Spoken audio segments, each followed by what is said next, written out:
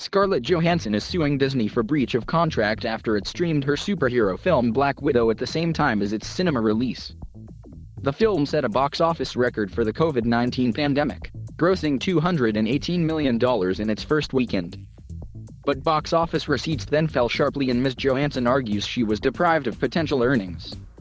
In response, Disney said it had fully complied with her contract and that her case had no merit whatsoever.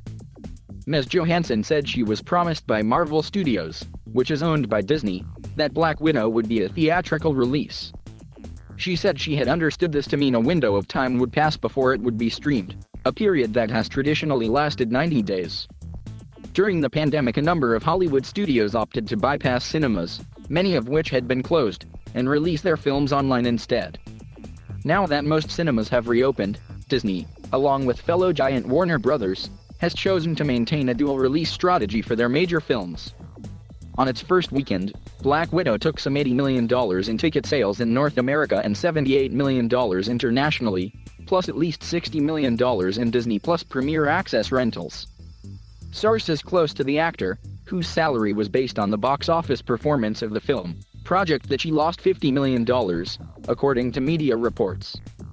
Disney countered by claiming that the dual-release strategy had significantly enhanced ability to earn additional compensation on top of the $20 million she has received to date.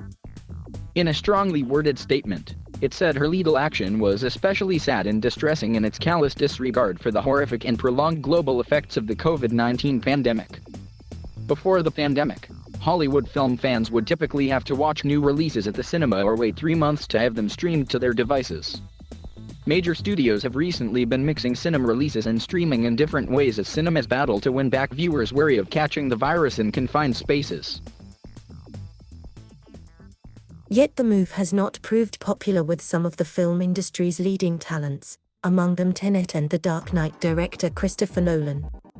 Last year, the British filmmaker criticised Warner Bros. Over its plans to release major movies on HBO Max, describing the situation as a real bait and switch.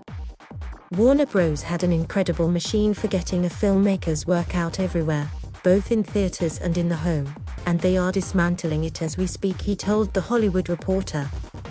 Their decision makes no economic sense, and even the most casual Wall Street investor can see the difference between disruption and dysfunction.